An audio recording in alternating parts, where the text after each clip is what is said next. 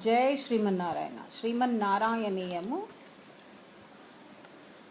15వ దశకము కపిలోపదేశము. ఓం శ్రీ పరమాత్మనే నమః. గురువాయుపురాధీశం విష్ణుం నారాయణం హరిం వాసుదేవం జగన్నాథం కృష్ణం వందే జగద్గురుం. శ్రీకృష్ణం వందే జగద్గురుం. నారాయణ భట్టాతి కృతం శ్రీమన్నారాయణీయము 15వ దశకము 16వ దశకము.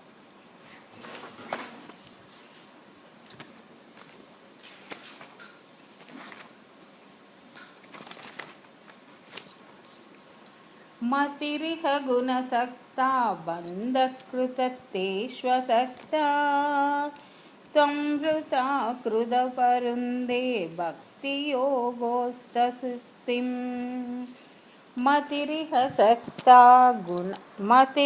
గుణసక్తా బంధకృతేష్వసక్తా త్వమృతా కృతపరుందే భక్తియోగస్తు సూక్తిం. భక్తియోగస్తు శక్తిం మహాధనుగమలభ్యా భక్తిరేవాత్ర సాధ్యా కపిలతనురితి త్వం దేవహృత్యైన్యగాదిః. ప్రకృతిమహందహంకారశ్చ మాత్రాశ్చ భూతా अपि हृदि पिदसाक्षी पुरुष पंचविंशः इति विदित विभागो मुच्यते सौ प्रकृत्याः कपिलतनुरतित्वं देवहूत्यैन्यगादिः. प्रकृतिगुणगणैः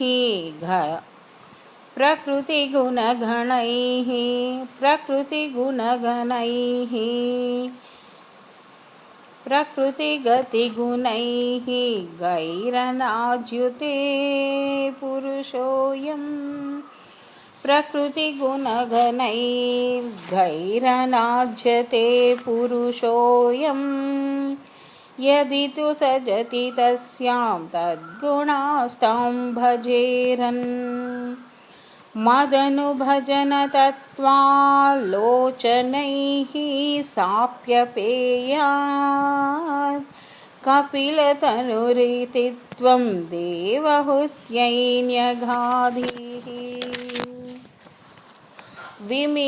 विमलमतिरूपातैः आसनाद्यैर्मगद्धङ्गम्. विमलमतिरूपातैः असनाद्यैर्मदङ्गम् गरुडसमधिरूढं दिव्यभूषायताङ्कम्.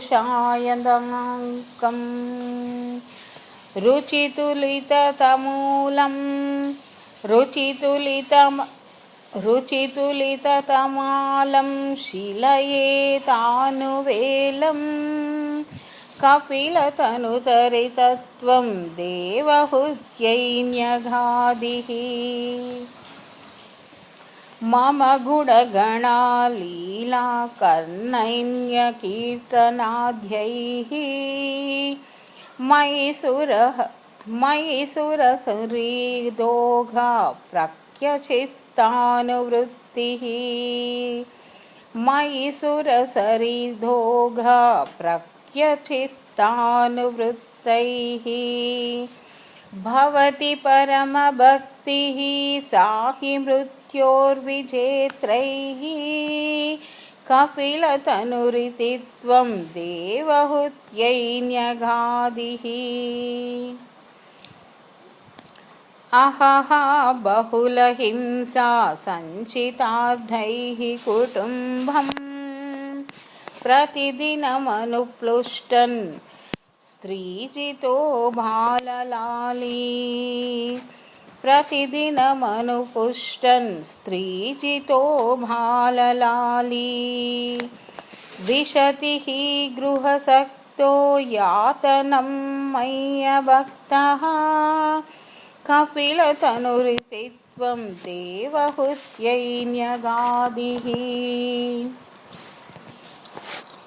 युवति जठरखिन्नो जातबोधोऽस्य काण्डे प्रसवगलितबोधः पीडयुल्लङ्घ्य बाल्यम् पुनरपिबत मुह्यतैव तारुण्यकाले कपिलतनुरितित्वं देवहूत्यैन्यगादिः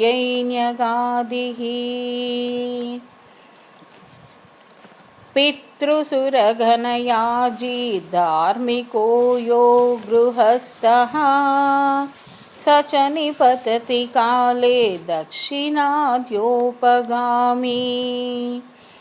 मयि निशितमकामं कर्म तूदकपरारं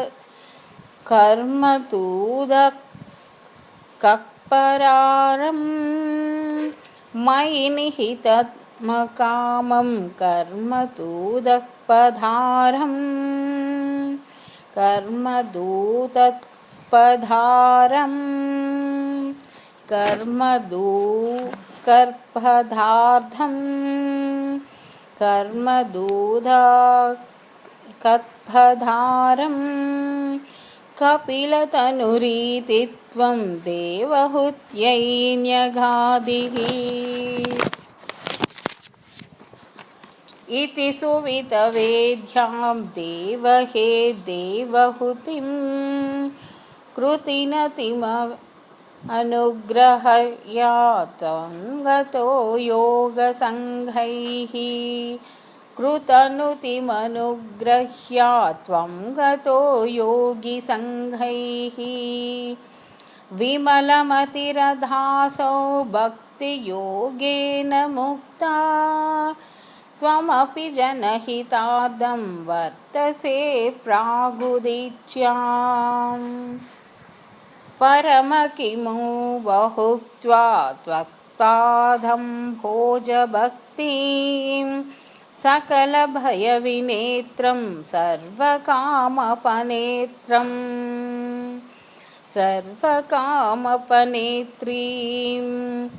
वदसि खलु दृढं त्वं तद्विधूयामयान्मे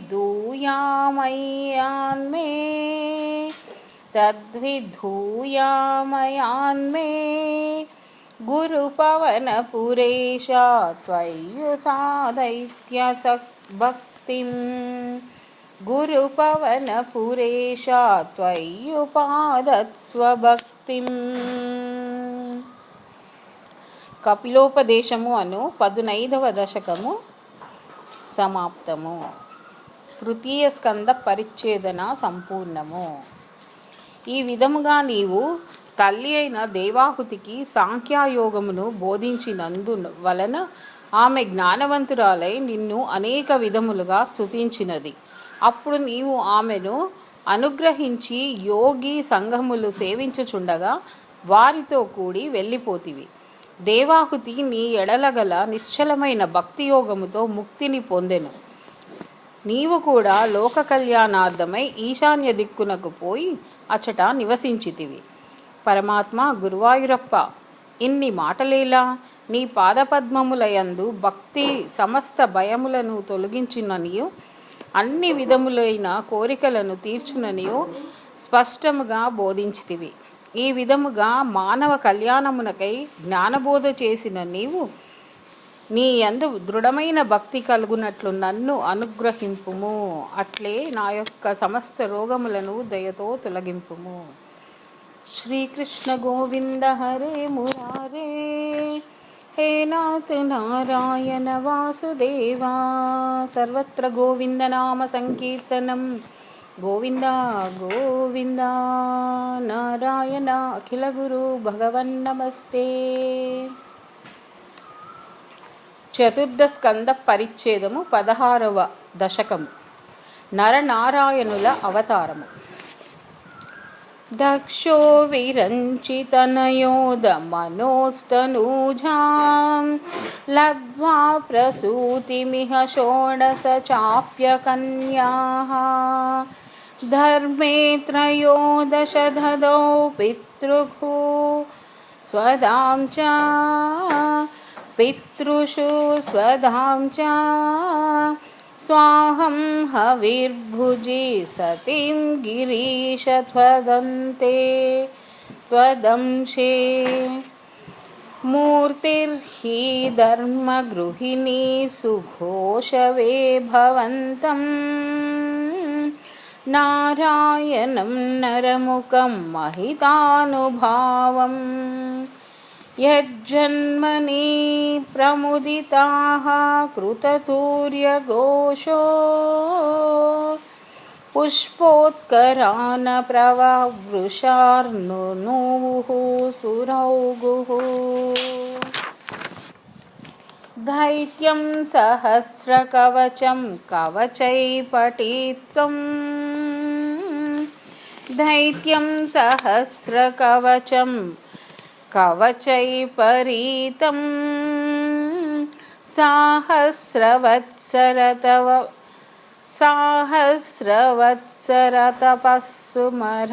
साहस्रवत्सरतपस्सुमराभिलभ्यैः पर्यायनिर्मिततपस्सुमरैर्भवन्तो शिष्टेष्ट कङ्कटममुं न्यहतां सलीलं शिष्टैककङ्कटममुं न्यहतां सलीलम् अन्याचरन्नपदशन्नपि मोक्षधर्मं त्वं भ्रातृमाना बदरीकाश्रमध्यवात्सिः शक्रोधते शमतपोबलनिःसमात्मा समतपोबलनिस्सहात्मा दिव्यांगना परिवृतं प्रजिगायमारम् कामो वसन्तमलया नीलबन्धुशाली कान्ताकटाक्षविशिकैर्विकसदिव्यलासैः विद्यान्मुहर्म हरकम्पमुदीक्ष च त्वां भीतस्त्वयाद जगदे मृदुहासभाजा भीत्यालमङ्गजवसन्तसुराङ्गनावो मन्मानसं तिह्वा जुहद्विमिति ब्रुवाणः जुहद्वमिति ब्रुवाणः त्वं विस्मयेन परितः स्तुवतामदैषां प्रदर्शयः स्वपरिचारककातराक्षिः सम्मोहनाय मिलिता वदनादयास्ते सम्मोहनाय मिलिता मदनादयास्ते त्वद्भासिका परिमलैः किल मोहमापुः दत्तां त्वया च जगृहुस्त्रैपयैव सर्वः सर्वासि गर्वशमनीं पुनरुर्वशीं त्वाम्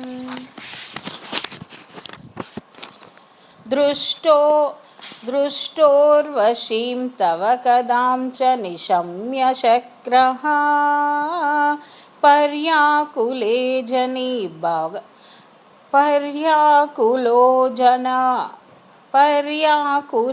जनी भवनक्मि मावमार्षात्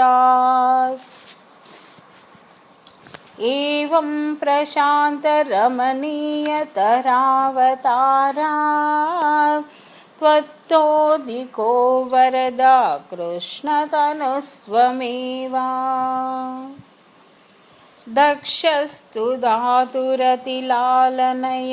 रजोऽन्धो नत्यादृतस्तय च कष्टमशान्तिरासीत् येन व्यरुन्धस भवत्तनुमेव सर्वं यज्ञे च वैरपिशुने स्वश्रुतां यमानीत् क्रुद्धेशमर्दिता मकः सतु कृत्तशीर्षो देवप्रसादितः राधदलब्धजीवः त्वत्पूरितकृतु वरः पुनरापशान्तिं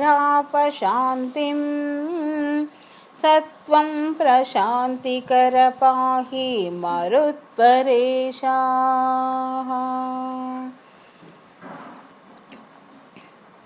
त्वत्पूरितकृतवरः पुनरापशान्तिं सत्वं प्रशान्तिकर पाहि मरुत्परेशा। నరనారాయణ అవతారము అను 16వ దశకము సమాప్తము. సర్వత్ర గోవిందనామ సంకీర్తనం. గోవింద గోవింద. మన్మధుడు మొదలైన వారు ఊర్వశిని దేవేంద్రునకు అర్పించి ఆ మహిమను తెలుపగా తాను చేసిన తప్పునకు అతడు చాలా విచారించెను. వరములనిచ్చు స్వామి, సౌమ్యము సుందరము అయిన ఈ నరనారాయణ అవతారము కంటే మిగులు సుందరమైన కృష్ణస్వరూపము నీదే. బ్రహ్మదేవుడు తన మానసపుత్రుడైన దక్షుని మిక్కిలి ప్రేమతో లాలించినందువల్ల అతడు గర్వాంధుడయ్యను. అందువలన అతడు తండ్రి అయిన బ్రహ్మదేవుని కూడా లెక్క చేయక మిమ్మలను కూడా గౌరవముగా చూడకుండెను. ఈ విధముగా గర్వాంధుడైన దక్షుడు మీ అంశరూపమైన శంకరుని ద్వేషింపసాగాను. అతనితో గల వైరముతో తన యాగమును తన కూతురైన సతీదేవిని కూడా అవమానపరిచెను. అందువలన శంకరుడు మిక్కిలి కోపించి దక్షుని యాగమును ధ్వంసము చేసెను. అతని శిరస్సును ఖండింపజేసెను. అప్పుడు దేవతలు శంకరుని వేడుకొనగా దక్షుడు బ్రతికెను. నీ వలన ఆ యజ్ఞము సంపూర్ణమైనందువలన దక్షుడు శాంతించెను. ఇట్లు శాంతిని కలిగించు గురువాయూరప్ప, నీవే నన్ను రక్షింపవలయను. నరనారాయణ అవతారము అను 16వ దశకము సమాప్తం. శ్రీకృష్ణ గోవింద హరే మురారే, హే నాథ నారాయణ వాసుదేవా. సర్వత్ర గోవిందనామ సంకీర్తనం. గోవింద గోవింద. నారాయణ అఖిల గురు భగవన్నమస్తే. సర్వం శ్రీకృష్ణార్పణమస్తు. గురువాయూరప్ప శరణు శరణు. జై శ్రీమన్నారాయణ.